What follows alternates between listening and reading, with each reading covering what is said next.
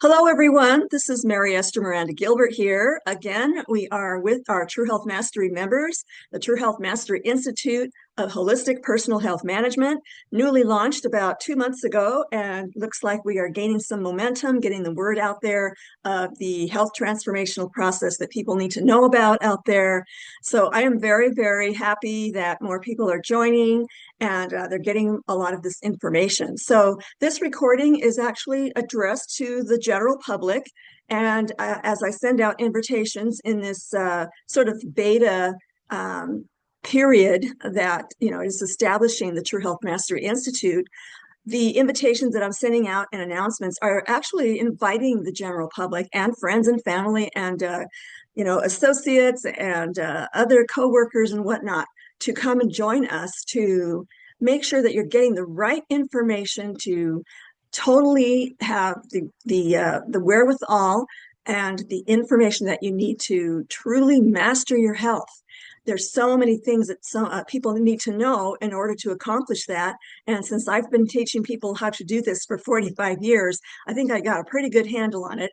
And so, I'm feeling great myself. And so it works, right? When you apply the scientific data to your own health and your own knowledge, and you implement all of this knowledge, then you're going to get the results that everyone is searching for desperately. People are desperate for this kind of information out there. And so I am privileged to show everyone how to go about doing this. Alrighty, so tonight we're going to be talking about the different kinds of fats, and they're actually the culprits for so many health issues out there that I have found in my clients and in people all, through the last 45 years. When they cease using the wrong types of fats, then their bodies get well. There are so many systems in the body that are affected by the wrong kinds of fats. And we're talking about what's happening at the molecular level. Okay, so we're going to find out what's going on at the inside of the body at the cell level and why some of the fats that are out there are damaging people's health and actually putting their health in danger. Whereas what I call the healing fats, they're the opposite. They are exactly what the body needs at the cell level to restore the body. And we'll go over all of that. I don't want to get too far ahead of myself, but I've got this fabulous document that I prepared for everyone tonight. So let me go ahead and share my screen and we'll go ahead and get started.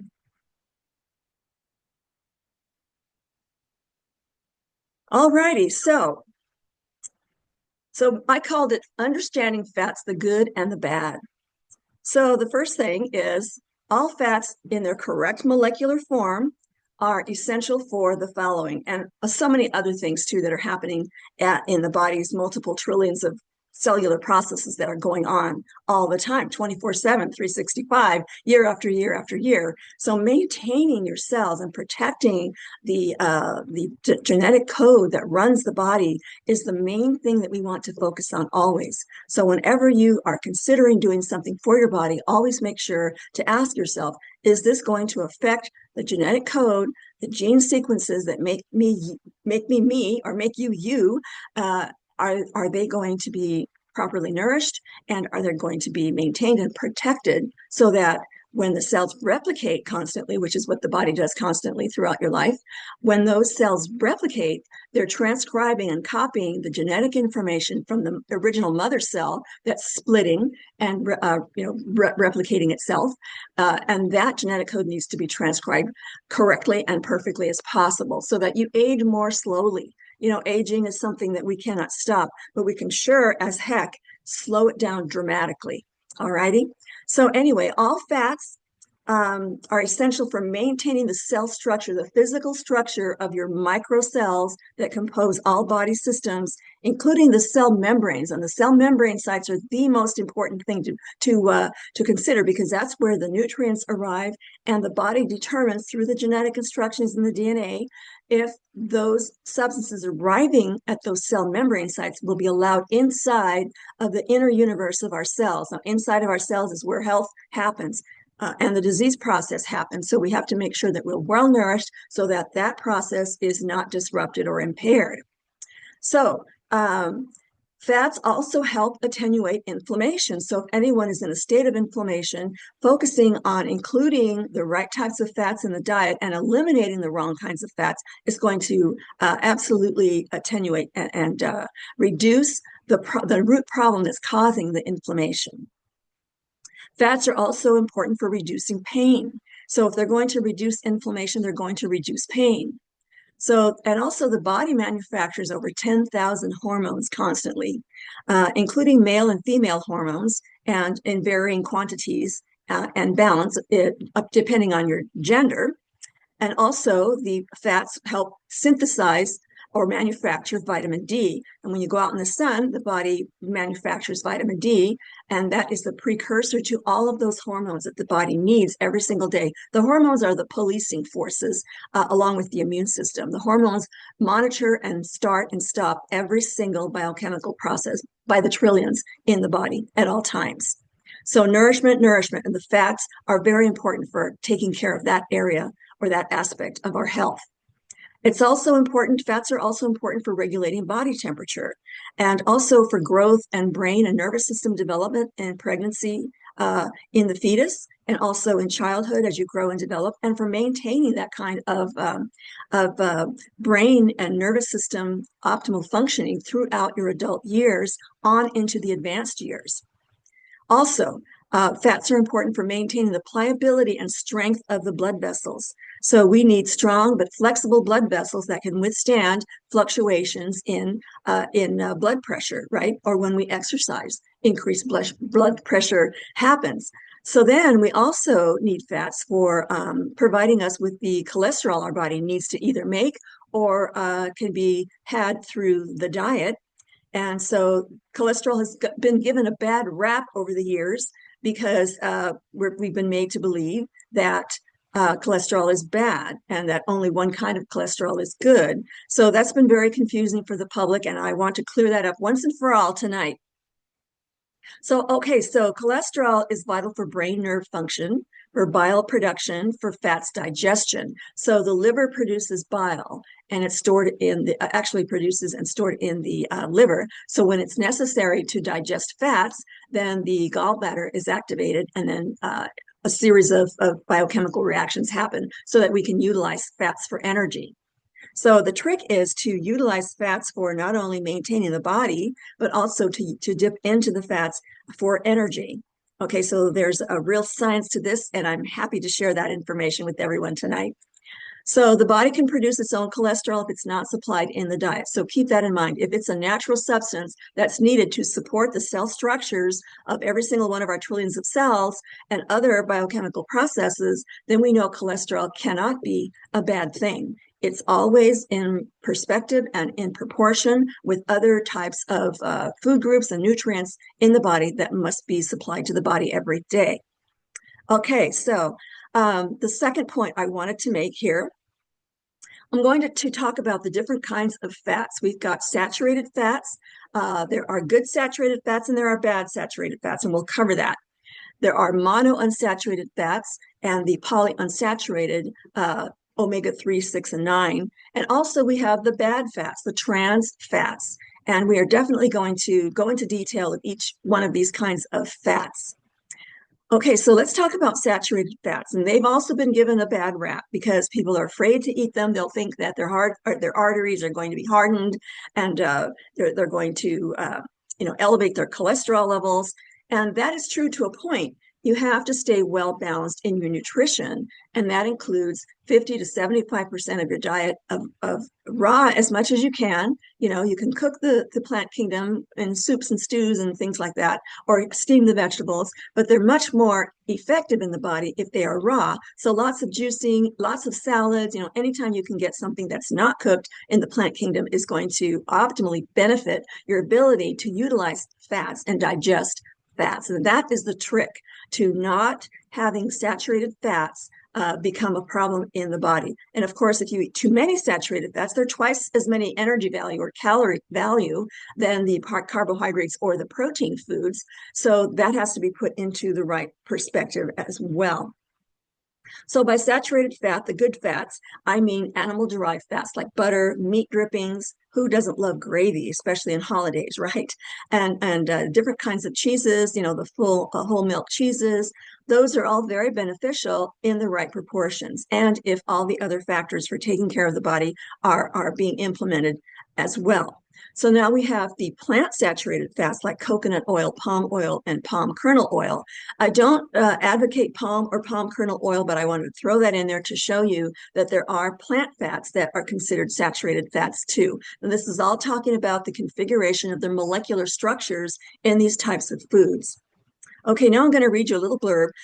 Instead of scrolling through all of the scientific research, I decided to just pull the information out and summarize everything so it's easier, for everyone to read. And by the way, if since I think all of you here are members, then this will be posted as an article in the library for the members. If anyone is a member, they can access the library there, and this will be posted there. So there's other articles that I want to go ahead and start posting back there as well for all of you. Eventually, this will become part of one of my books that I'm putting together. So I really wanted to just make it look a little better. Normally you see my mishmash of notes, and then I'm scrolling through the scientific research right online. And so I'm not sure if that covers everything that I want to cover. So let me go ahead and read you this thing about saturated fats. Now, research provides strong evidence that animal-derived saturated fats do not pose a cardiovascular health risk. Shocker, right? What? It doesn't pose a health risk? Animal fats, what? I mean, this is a recording. This is going out to the public, this part of our meeting. And there's going to be people out there that are going to use that little emoticon of the what? Surprise look, right? I already got some of those as I started posting these things on Facebook. So anyhow, let me get back to this. Recent studies show that replacing fats with carbohydrates is not associated with lower risk of coronary heart disease. Carbohydrates in disproportionate servings are associated with heart disease, gut-brain irregularities, and other health conditions as a result of acquiring metabolic syndrome in obesity. Now, metabolic syndrome covers a whole range of health issues. Okay, but tonight we're focusing on how the saturated fats from animal-derived foods are not going to be a problem in these kinds of illnesses. Okay, so there's a high consumption of fat rather than a higher consumption of carbohydrates. Particularly refined carbohydrates has been found to lower the risk of coronary heart disease and stroke. So in other words, if you avoid fats, especially animal fats, and you take in carbohydrates, especially refined carbohydrates that elevate your triglycerides and suddenly make your body take all that sugar out of the bloodstream and convert it to body fat just to do something with it fast before there becomes a problem with the metabolism of sugar, then that's going to be a problem. That's going to cause more weight gain than if you consume the animal or other types of fats. So there's scientific research there, and of course I'm listing all the references. These are in-text citations there, a group of scientists that included Maillard, I don't know how to pronounce that name, it looks French or something, but a whole group of scientists have gotten together and did the research and concluded that the saturated fats are not nearly the problem as consuming a lot of refined carbohydrates. Okay, so there's good carbs and bad carbs. We can do another whole show on that. For many years, the general public was advised to avoid saturated fats. However, the quality and health benefits of the fat depends on the type of plant oil and its nutritional profile. And for animal-derived fats, it depends on the environmental and health methods in which an animal was raised. Of course, you want healthy animals to produce healthy fats. So the recommendations for limiting dietary saturated fats, or SFAs, are beginning to reverse this position with mounting evidence to support it. Recent meta-analysis, and these are the best kinds of studies, when you have the scientists list all the data that proves mathematically, their trials and their experiments. So recent meta-analyses of randomized trials and of observational studies realized no health benefits when reducing saturated fatty acid intakes in cardiovascular disease, stroke, and overall mortality. So again, more scientists have been coming up with the conclusion that fats aren't the bad guys. Okay, so cholesterol, low density lipoprotein levels from consuming animal derived fats are also less strongly related to cardiovascular disease risk because of its larger size particles sweeping through the blood, as does HDL cholesterol. So there's different kinds of LDL cholesterol too. So some of it is not as bad. You've got to make sure you've got more HDL cholesterol circulating in the blood than LDLs. Everyone, I think, has arrived at that information at one time or another. But also there's other types of LDLs that aren't going to be so much of a problem. Again, everything in balance, right? So whole fat dairy, chocolate, and unprocessed meats have shown to not be associated with cardiovascular disease risk. Now, last time, a couple of calls ago, we did chocolate, right? So we showed the differences between the good and the bad in chocolate. So this is kind of referring to the good chocolate. Due to the mounting totality of evidence, advice about certain saturated fats should no longer support the notion of avoiding these foods. This group of scientists said it out loud. They've come to the conclusion that saturated fats should not be told to the public that they're going to be, the death row for them. Researchers have concluded that when a high proportion of daily diet consists of the plant kingdom, lipid and lipoprotein measurements on human test subjects found no evidence that choosing white meat over red meat did not provide evidence for reducing cardiovascular risk. Boom, another group of scientists came to that conclusion too.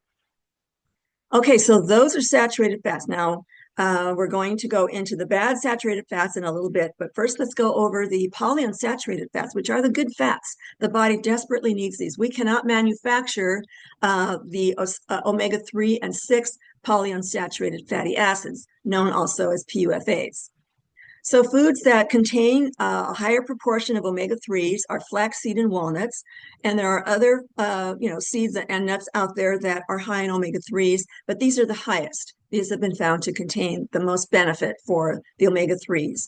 And so, and then we've got the omega-6s, which are also essential, but they should not be in more amounts than the omega-3. So they have to be in the proper ratios, and I'll show you the ratios in a moment. So evening primrose oil and borage oil are both omega-6s. And, you can definitely purchase supplements out there on flaxseed and evening primrose oil and borage oil, but be careful because you want to make sure that you're emphasizing the omega-3s more than omega-6s.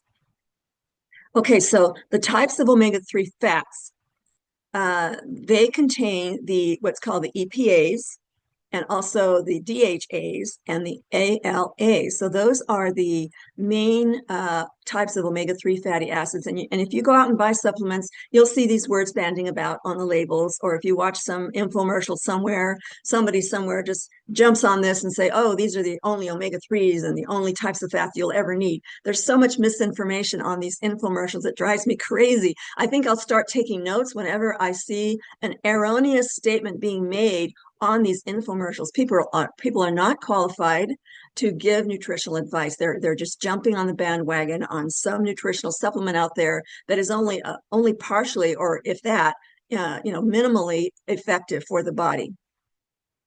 Okay, so the omega-3 fats are a vital component of human cell membranes. Just like the saturated animal-derived fats, they also are very important for cell membranes and the cell structures. They help attenuate cholesterol, blood pressure, and triglyceride levels in the blood. Triglycerides are just three groups of fatty acids with a glycerol molecule attached to it. So it's just basically a fat. So found to support mental health, help prevent depression, and reduce psychosis. Now, why do you suppose a omega-3 fat would be so beneficial for the nervous system and the brain? Well, not only that, it's beneficial for the hormones that the body produces under stress. So the omega-3 fatty acids, in their ways of reducing inflammation and helping the body produce the right balance of hormones, are going to help people just calm their nervous system down and allow the body to produce the correct balance of hormones that affect moods and thinking and perspectives, and all those things, are happening at the biochemical level. Now, there's a whole nother realm that's happening at the energetic frequency level, but that's also a part of a whole health picture. But as far as the biochemistry in the body, then the omega-3 fats are very important for maintaining the different biochemical processes that elevate mood and to help someone think more rationally and logically and make better choices, better and maintain better perspectives. So they're also found to prevent neurodegenerative conditions like Parkinson's disease or any other nerve degeneration disease.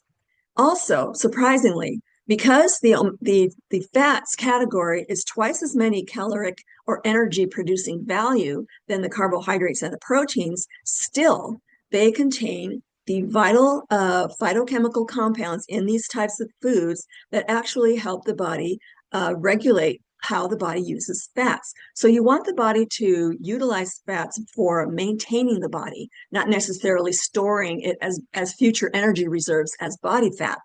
So these kinds of fats actually help in weight reduction and reducing waist size. Hard to believe. Now you don't want to go overboard and eat a whole bag of nuts, right? You want to stay with the standard serving sizes and all of that kind of thing. They also help decrease fatty liver. Now, if you remember, if you ever take chemistry and biochemistry, they say like dissolves like. That's true in biochemistry and general chemistry. So when the molecules appear in the body that are fat-like or fatty acid molecules, then the body is going to utilize that and adhere to any other type of fat in the body to help utilize them for energy, or just use them and repurpose them, break them down and use them elsewhere. So the body's very good at breaking down big molecules as molecules go. All right, so we'll get into that in a moment too. I was going to go off on a tangent, but I think I'll wait. So you also want to support brain development in a fetus. So the omega-3 fatty acids are extremely important for developing the baby. And of course, as all fats, anti-inflammatory. Okay, so now these are the different types of omega-6 fatty acids. You've got linoleic acid and gamma-linolenic acid. So these are just, scientific names that should be familiar to people, because when you go out and buy food, or if you are selecting a supplement, you want to be familiar with these kinds of fatty acids. Okay, so the linoleic acid, the body converts this to longer molecules of omega-6 fats, like arachidonic acid or AA. Like EPA, AA can convert linoleic acid to eicosanoids, but with the role of being pro-inflammatory, important in immune system responses. So, they all work together and they all interact and they all get converted to one form or another in the body. The body knows what to do for any particular instance or for any particular situation. But also, when the body produces too many eicosanoids, the risk of inflammatory conditions can increase. So you have to be careful not to take in a disproportionate amount of omega-6 fatty acids. So in italics here, I have, it is therefore important to consume a ratio of between 1 to 1 or 4 to 1 omega-3 to omega-6s respectively. So at the most, equal amounts of omega-3s and omega-6s in a food is fine. But if you have a food like walnuts or flax seeds, they have a 4 to 1 ratio, more omega-3s to omega-6s, and that's a more perfect combination that will prevent a lot of these so-called side effects of taking an imbalance of the omega-6s. All right, so now we've got gamma-linolenic acid, GLA. When that's consumed, it's mostly converted to fatty acid dihomogamma-linolenic acid, or DGLA. So, who cares, right? The body, you don't have to memorize all of these abbreviations and all these names of these different kinds of fats, but to be familiar with them is a definite advantage. So you don't get snowed into purchasing a supplement that contains maybe trans fats or, an imbalance of the omega-6s or something like that.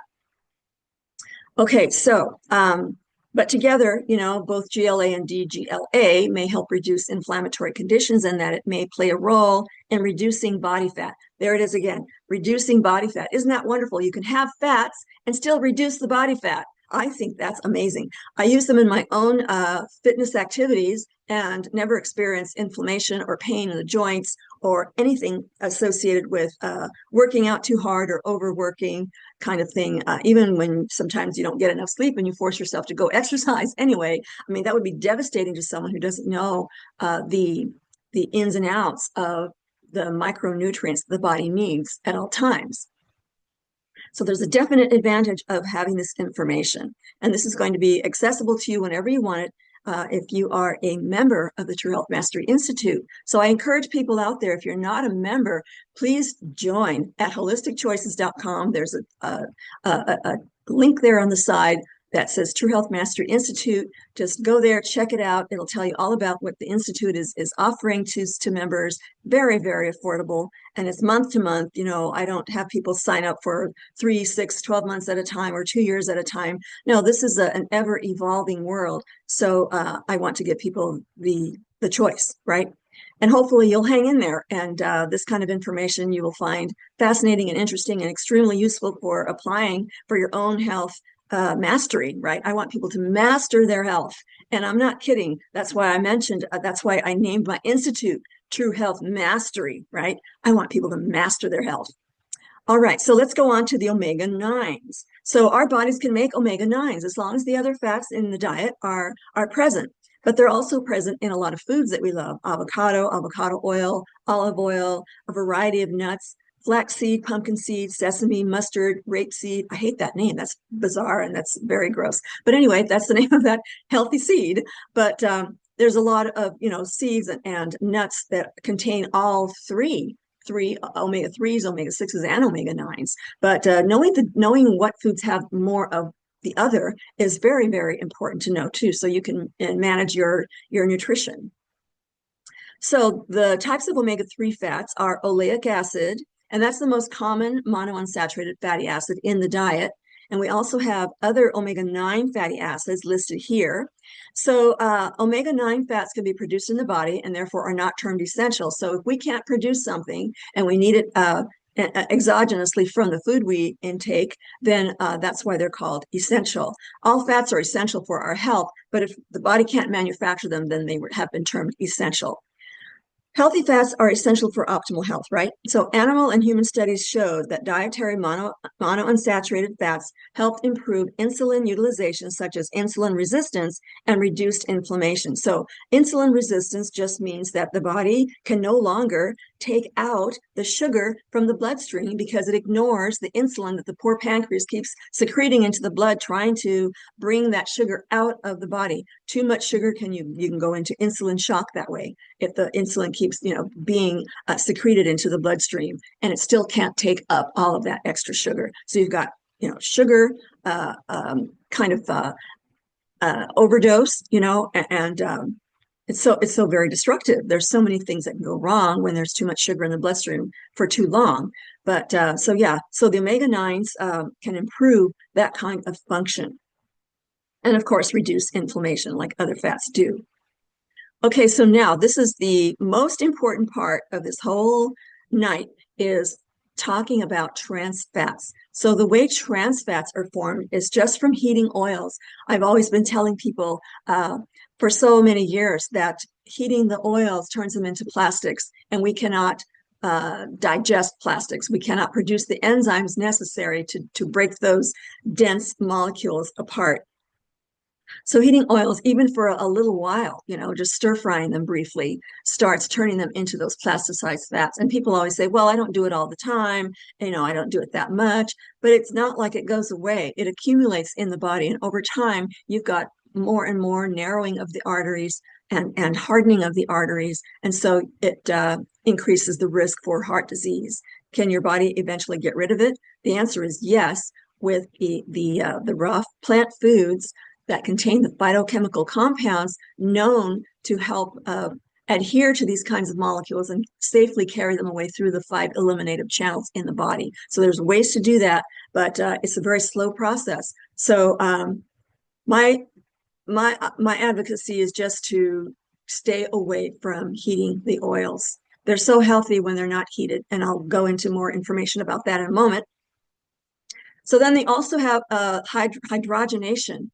So hydrogenated oils are even more dangerous because they're solidified to the point where they're complete polymers, complete plastics. We definitely cannot digest those, and they are the most dangerous. So I have had so many clients over the years with nerve degenerative problems, hormonal disorders, digestive disorders, and reproductive harm and even birth defects, all of those scientific research studies, I saw them in real life. So I can attest that the science matches what people are experiencing in real life. So there's also known carcinogenic or cancer-causing actions associated with consumption of trans fats. So many studies over many years have investigated the molecular changes in oils after prolonged heating or heated at extremely high temperatures. Trans fatty acids, or TFAs, are known to have adverse health consequences. Researchers have subjected different kinds of oils with various types of fatty acids to various conditions to measure the extent of their molecular changes affecting the fatty acid composition. So they have the trans fats and changing perfectly healthy oils into trans fats. Now that process has been tested over and over and over again for many years. So there's plenty of scientific data out there showing what happens to perfectly good oils when you subject them to heat. Now, there's different variations of the different kinds of experimental, work that's been done on this process. So a lot of the scientists would just try, different ways of showing how trans fats are formed. So we've got short heating times, like in conventional household cooking. Like I said, people stir fry things, or they'll add it to things in cooking or baking and things like that. So the trans fats are formed even in short periods of cooking times. That's what the scientists have confirmed. Also, prolonged heating, that puts the trans fats even more, or the molecular structures are converted into trans fats. So more and more of the oil is converted to a trans fat with prolonged heating. And then you've got extreme heating, high temperatures for a prolonged period of time, or reusing these highly heated oils. So all of these progressively show that trans fats are increased with various types of heating of oils. So the researchers have tried different oils, cooking potatoes in all these different oils like palm oil, rapeseed oil, soybean oil, sunflower, and extra virgin olive oil. And of course, every oil is different because of their molecular structures and the amount of omega-3s and 6s they might have, in their molecular makeup. But so they responded differently, and it took them longer, some of them too, because some of them have a high smoke point, right? Like avocado oil. People think, oh, it's okay to heat avocado oil at high temperatures. You can fry things at high temperatures, but because it's a monounsaturated and it contains omega-3s and 6s as well, then you're going to have the transformation of those molecules into plasticized fats, and so it's not going to be a healthy oil compared to the non-cooked oil. And you might ask, well, what do I use these oils for if I can't cook with them? Oh, that's easy. The healthier omega-3 and monounsaturated fats, oils that we mentioned, can be used in salad dressings, or in a smoothie, or in, like I say, a pasta salad, or any kind of a tossed salad. You can mix it into, fish for fish sandwiches or whatever. And also you can add it last. I love to cook Italian, and I used to just dump the olive oil in the vat that was cooking the Italian meat, right? But then I learned that with better taste, you can actually add it after it's been cooked, and a person can add their own level of olive oil or other fats in their cooked foods to taste, right? So there's so many great ways to use the unaltered oils. So researchers found the lowest levels of trans fats in fresh oils, with their trans fats increasing during heating, as shown through measurements for their atherogenicity, in other words, the potential for forming hardened plaques in blood vessels, and they were tested for thrombogenicity, which is the potential for forming blood clots in the arteries. So other research points to the carcinogenic warnings against consuming TSAs. So there's also a lot of research done showing that trans fats are also cancer causing, So again, I feel vindicted because I've been teaching this for years, and it's really great to see more and more research done in more recent years. When I started teaching this, 40 or so years ago, there wasn't that much research out there. But now, as you can see by the citation dates here, 2024, 2022, even 2008 is relatively recent compared to what I ran into, many years ago. Okay, so I wanted to show a photograph or an image about what happens. I'm going to enlarge this for us here so you can see it better. So this is what happens in over time, so the earliest onset from the first decade, then it's going to be pretty normal, right? You're going to have the white blood cells that go in and clean up any damage that's caused there. So it's not overwhelming to the immune system. And then we've got, as time goes on, that was the first decade, right? And then, as you can see on the side here, the plaques are starting to form, but there's plenty of circulation going through. From the third decade, you have an increased amount of these hardened plaques forming, creating damage to the blood vessels or forming the lesions. So now you've got the blood clotting going on, and a person better have a high enzyme diet in order to help the immune system dissipate and dissolve a lot of these hardened plaques. And then you go into the fourth decade where a person is truly in danger. As you can see, it narrows the blood flow going through the arteries. And there's a lot of damage going on. So a person is in danger of blood clots. And once those clots loosen, they become the embolism, and they can land anywhere and create strokes and heart attacks. So I wanted to show a real graphic photo of what's happening there when a person takes in trans fats. Not necessarily saturated animal-derived fats, but when a trans fat has been heated at high temperatures, it becomes a form of a saturated fat, but not in the same way as an animal fat. It's a completely different electronic atomic configuration than the other types of fat. So other researchers reported that margarine and other partially hydrogenated food products contain the most lipid oxidation, which means molecular degeneration, and TSA, trans fatty acid formations compared to vegetable oils. Okay, so the margarines and the shortening is worse, even more terrible than highly heated oils, which is pretty bad, right?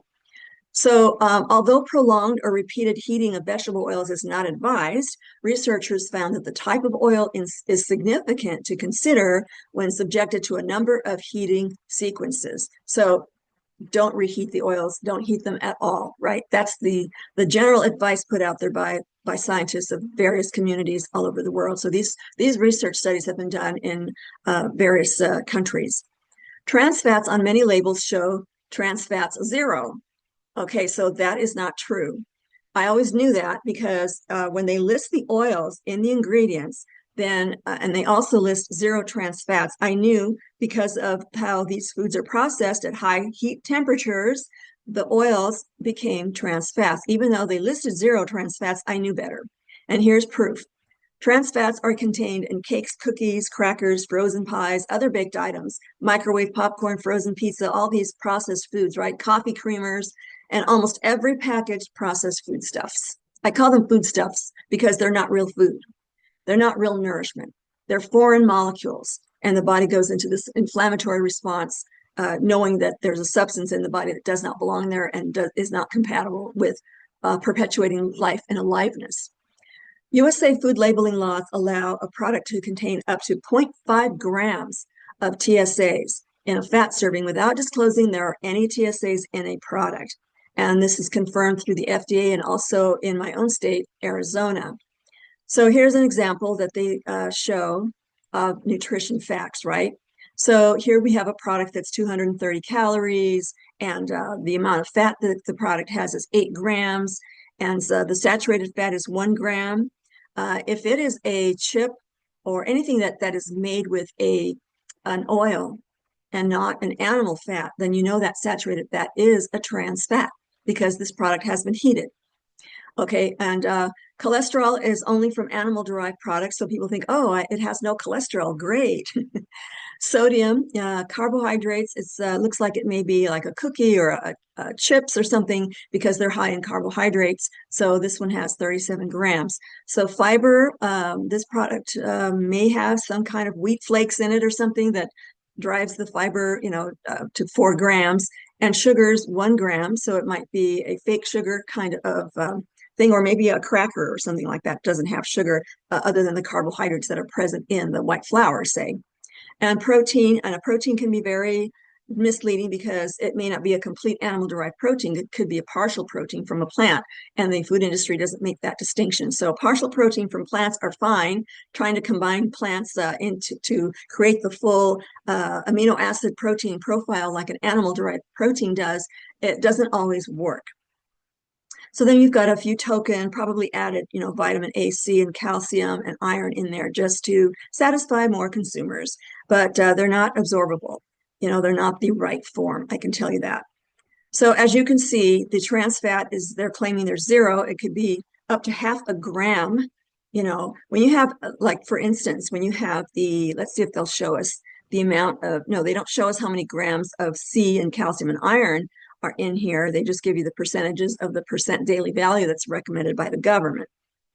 Okay, here we go in this other section here, vitamin D, the micrograms. Okay, here we go, iron, milligrams. So iron can be very toxic. So the government does not suggest eating a lot of iron in food products. So, this is not, in my opinion, I would totally reject it, even just for the iron ingredient alone. Okay, so that gives you 45% of the daily recommended value of iron in a non-absorbable form that will likely be toxic to the liver because it's not absorbable. And there's so many other, avenues we can take in discussing how the body utilizes and absorbs nutrients. But as you can see, I do not see any value truly in this product. Okay, so this is the molecular, if you want to picture in your mind what the molecules look like in the perfectly fine oils that are not heated and the trans fats. So a cis configuration of a molecule contains carbon, oxygen, and hydrogen. And so there's so many variations of carbon, hydrogen, and oxygen atoms that compose carbohydrates and fats that, it's just endless. The possibilities of these configurations of these molecules are endless. So as you can see here, when you have a bent molecule, then you know that it's folding in on itself and it's going to fit like a puzzle piece onto the cell membrane of your cells and be allowed inside of the universe of your cells so that your bodies can utilize those fats. But if you have a trans fats, then those molecules arrange themselves into this solid line, and they are plastics. Okay, so they are polymers, plastics, or fast becoming some. Now, these are not full examples of a cis fat. They are partially heated. So some of them are the trans configuration, and some of it in this bend here that's all that's left of the fat, as far as being a cis configuration. So these molecules subjected to heat are starting to form the straight linear trans fats right here. So the only bend is right about here. So yeah, this one is a little bit better. As you can see, it's starting to straighten itself out through high heat this way and maybe a little bit here, but it still has some curvatures, and this one has some curvatures as well, but it's starting to form that trans configuration up here. So that's just so you have it in your mind what's going on, at the microcell level. So the longer and more times oils are reheated, as you know, the more they transform completely into the full linear form. So this altered form can unfavorably affect how the body attempts to utilize them, as well as negatively affecting how the body metabolizes the omega-3 and omega-6 fats. So these trans fats affect how your body uses the good fats, the omega-3s and omega-6. So if they are both in your bloodstream, you have a trans fats going on in there, and also the omega-3s and 6s in their cis forms, then it's going to affect how your body utilizes these good oils.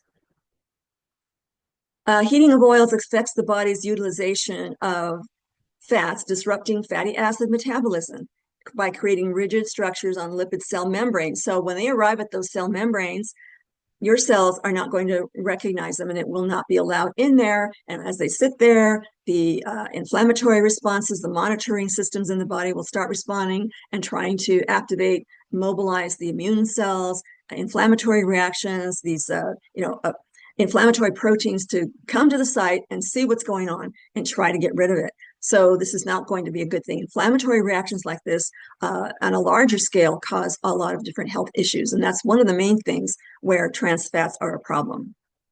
So, so they're unable to enter the cell's inner environment and thereby damaging those cells, leading to DNA functional impairments. So if they actually break open the cell membrane and the contents inside of our cells are disrupted, or once the cell breaks open, then all the contents are subject to the body's immune cells to, reduce them and eliminate them and try to either repurpose those molecules in some other way or something like that. But usually if it affects the DNA, then it's going to have functional impairments. Once the DNA is damaged, then you're going to have cells that start either replicating incorrectly, which leads to tumors, or just not being able to function at all. So they're being disassembled, and the body has to come in and try to get rid of everything. So altered fats that form trans fat configurations increase undesirable blood plasma concentrations of triacylglycerols, that three-pronged molecule of fatty acids that's attached to the glycerol molecule. So just a form of fats. Total cholesterol and low-density lipoprotein, while lowering the beneficial high-density lipoprotein, the HDL. So again, trans fats will affect your cholesterol levels. During the formation of trans fats during heating and hydrogenation, which is, the margarines and the shortenings, carcinogenic polymers or cyclic compounds are formed, like the polycyclic aromatic hydrocarbons. Let me start over. Polycyclic aromatic hydrocarbons, or PAHs. So they are carcinogens, and they're widespread throughout the environment. They are a very common kind of molecule that is the result of pollution and all sorts of other horrible things that are definitely bad for the body, right? And bad for the environment, bad for the earth.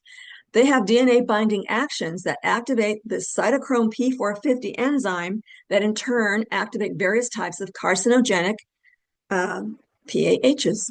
So it's a cycle. Once you get into that cycle, the only thing that can stop it is the heroic phytochemical compounds that are in fresh fruits or any vegetable, or berries, or all the plant kingdom, as long as they are not cooked and they're in their raw enzyme energy active forms at the molecular and atomic levels. Those are the only ways that those phytochemical compounds in those plant foods will be able to bind to these chemicals and help your body carry them out.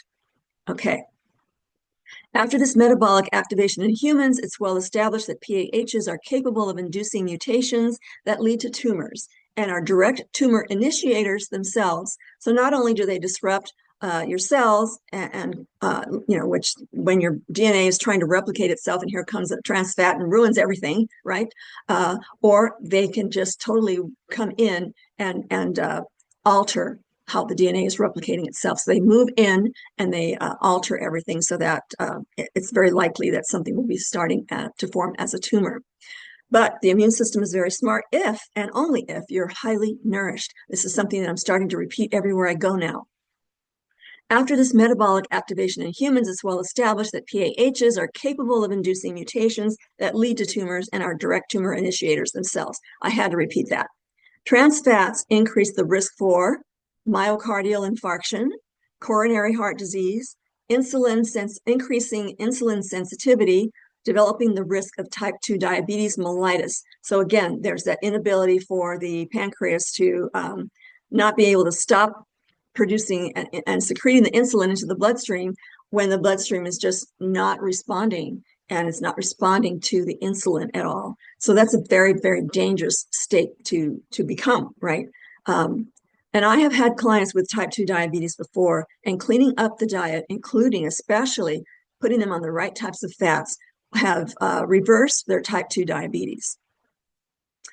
All right, so main dietary sources of trans fats are the partially hydrogenated vegetable oils. Now, this is what happens during the hydrogenation process. When a perfectly good oil is subjected to a chamber where the hydrogen atoms are bombarded, to change the molecular structure of these oils, they become a plastic.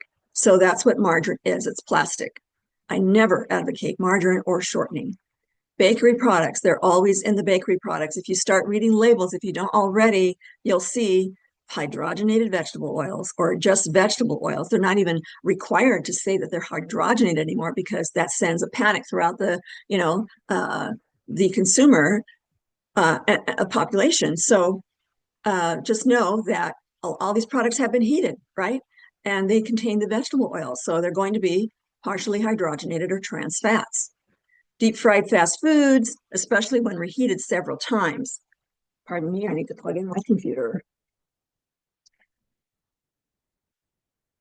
Okay, so now I'm just going to name a couple of studies. We're almost done here. Another study measured TFA levels or trans fatty acid levels before and after subjecting oils of refined soybean oil, groundnut oil, olive oil, rapeseed oil, clarified butter, and partially hydrogenated vegetable oil. So they heated or fried them at 356 degrees Fahrenheit and 428 degrees Fahrenheit. Now that is boiling temperature is 212 degrees Fahrenheit. And that's pretty hot, isn't it? Because it starts forming steam, and that's the fastest molecular speed that water takes on. But these heating temperatures there's no chance of any nutrients left in any food that has been fried like this. So all of these different fats and oils showed an increase of trans fatty acids having undergone these degenerative oxidative processes in their molecules and polymerization, turning them into plastics. This deterioration in quality caused changes in how they smelled and severely destroyed their nutritional properties. So if you smell an oil that's been heated over and over and over again, it's kind of nauseating. These aromatic hydrocarbons are in the air and you're inhaling them and they're getting on your skin and on your clothes, and it's pretty disgusting. When repeated frying, the compounds formed during such high heat temperatures become highly hazardous carcinogenic substances. Although trans fats in their linear molecular forms are considered to be saturated fats, they are not the same as the animal-derived saturated fats unless they too are subjected to repeated high temperatures. So, when I was a kid, we would fry our bacon and then we would reserve the bacon grease and keep it in a container on the stove. And whenever we wanted to fry something, we would just spoon a couple of spoons full onto the pan and fry up something, right? We didn't know any better. And it was part of our culture. So many cultures out there throughout the world do this. And they have been doing this forever. But it's when they started introducing the plant oils when all of these different countries started experiencing heart problems, health problems. Now, I did a study when I was in college. I'll never forget this. There was a research study that when someone passed away and their arteries were examined, the hardened arteries or the plaques that had formed inside the blood vessels were not composed of cholesterol. They were composed of these plasticized fats. When I saw that years ago, it stuck. I mean, it was meant to be, right? Because whenever I found out, what kind of oils people should be eating and doing the research, I always came across this kind of information. So with repeated frying, the compounds formed during such high heat temperatures, they become, I already said that, didn't I? Let me go ahead and see where I am. They're not the same as animal-derived saturated fats unless they too are subjected to repeated high temperatures. So, I mean, even saturated fats have a smoke point where they become carcinogenic. And I would never even take saturated fats to that point. Many people are starting to cook with tallow. I know Ruth makes her own awesome purified tallow. And I use it for my skin and for my hands, and I use it for different things. And I'm not afraid to have saturated fats in my diet. I love butter. And when I cook a fatty meat, I eat the fat. I'll burn it off at the gym tomorrow or burn it off when I go running or something. But you really don't have to be a fitness fanatic to not be afraid to put the animal fats in your diet. Just don't subject them to high temperatures. I don't think we should have been cooking, that bacon grease for frying anything. Probably just wasn't good for us, but we were healthy in every other aspect. We had the traditional Hispanic, salsas and all kinds of raw vegetables and fruits and things like that in our diet. So the TFAs have been shown to decrease the low density lipoprotein and decrease high density levels. So like I said, it affects the cholesterol too, the good cholesterol especially. So now let's see. All right, some of these things are redundant. So, okay, so let's go to skin disorders associated with trans fat consumption. Whenever someone comes to me with a skin disorder, right away, I know they've been eating the trans fats. It's just like clockwork. And I've noticed that correlation very early on, many years ago, and it's never wavered. So anytime someone has any kind of skin condition, the first thing you need to ask them, are you frying your oils? Are you eating processed foods with, hydrogenated fats or trans fats? And even if the labels say zero trans fats, over time, it will accumulate and start affecting how your cells function. And the skin is the largest gland in the body, so it's going to be affected in one way or the other when it comes to trans fats. So things like atopic dermatitis, frequent intake of trans fatty acids are associated with higher risk of chronic skin conditions such as atopic dermatitis or UV radiation damage. Someone goes out into the sun and they're not taking in a full range, a full complement, a variety of the plant kingdom, especially raw foods, then they're going to be more subject to sunburn or any kind of UV damage. So UV radiation is known to cause the body to produce reactive oxygen species, which is the body's free radical. So whenever it's under physical or emotional, psychological stress, then the body produces this and many other free radicals. This is a damaging chemical free radical, making the skin to be more vulnerable to UV radiation damage. So it's like a cycle, a vicious cycle one gets into. The only way to break out of that cycle is to be highly nourished. So this leads to skin wrinkles, aging, and increased risk of skin cancer. So trans fats promote inflammatory responses in cell signaling communications between all of our trillions of cells that lead to cell death and interfere with the mitochondria, which are the little organs inside of our cells that are the powerhouses that produce units of energy. So it'll affect the mitochondrial and also affect other organelle functioning, the protein manufacturing sites, the disassembling and reassembling and packaging of proteins, all kinds of things that go on inside of our cells. Those things are going to be affected as well. So, and anytime you go to, if you have any kind of a condition and you have laboratory work done on like the blood, workup and the urine and other things, then they're going to show whether your body is responding to inflammation by showing these inflammatory markers. So these are like inflammatory proteins that will be listed in the laboratory result. So those are also, indicative of all these different chronic conditions, including the skin disorders. So one more thing, naturally occurring trans fats can be found in ruminant animals. They have different effects on skin health compared to trans fats produced industrially, like the margarine and the shortening. But the research shows that the ruminant trans fats do not have the inflammatory effects like the industrially produced trans fats or the highly heated oils that become trans fats. So again, even though they may occur, and sometimes the body does produce a number of trans fats, but if your immune system is on top of it, then it will, alleviate that condition right away. So it'll nip it in the bud before it becomes a problem. But yeah, they do occur in nature, but not the way humankind has done to the perfectly healthy plant oils. So here's a picture of someone with a skin reaction like this, and you can bet she's got the wrong oils, wrong fats in her body. So now the final thing I wanted to say was the adverse health outcomes of the morbidity and mortality after consuming trans fats. It's epidemic, As of 2022, over 645,000 annual deaths occur globally, and that's because of the trans fats in the diet. And perfectly healthy cultures that have incorporated trans fats in their diets now suffer the same kinds of diseased conditions as the Americans do, or North Americans do. So although there appears to be a gradual decrease in consumption of trans fatty acids as the public becomes more and more aware that trans fats are not good for you, they're still choosing those packaged foods that says zero trans fats, and they're feeling pretty good about themselves, not knowing they're not really out of the water yet. So it still remains pretty high because of that in all these different countries. Okay, so I don't think you'll be able to see this chart, but it just shows a list of foods that shows the ratios between saturated fats, monounsaturated fats, and polyunsaturated fats.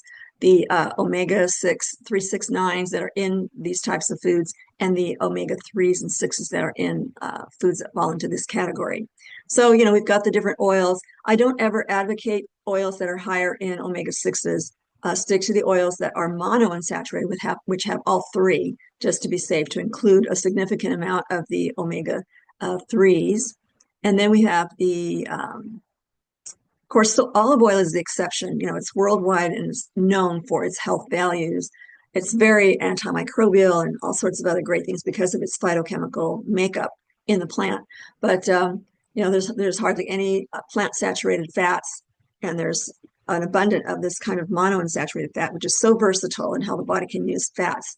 And it has a little bit amount of the omega-3s and possibly 6s. So those are the oil. That's really the only oil that I advocate, and the rest should be in whole food form. If you're going to have omega-3s, then have avocados or have the walnuts or flax seeds or any other food that's higher in omega-3s than the omega-6s. So then we've got the dairy products. You can see of course, the animal-derived products are going to be the healthier versions of saturated fats. And then if the animal has been raised in a healthy environment and they're given feed that are high in omega-3s, then their dairy, products are going to have the omega-3s in them as well. And beef, again, how these animals are raised and what they're fed will determine how many omega-3s they have. So here's all the animal-derived proteins. And let's see, down here we've got the nuts and I believe they list the seeds. Yes, some of the seeds. So you can see how some of them are higher than the omega-3s, like the flax seeds, and the walnuts. And sunflower seeds do have a high abundance of omega-3s. Then we've got the candy chocolate bar, and that's probably the wrong kind of chocolate because it should have more of the omega-3s in it than if it's the healthy version of chocolate, as we've covered before. All right, so these are just an example of, just so you can have a glimpse of what these foods contain in the way of fats. And of course, I list all the scientific references. I'm going to shrink this down a little bit. And my books and descriptions are always going to be listed in everything I produce because I want people to get this information and learn from it and implement it in their own lives and teach others, turn around and teach others like Dr. St. Clair wants to do.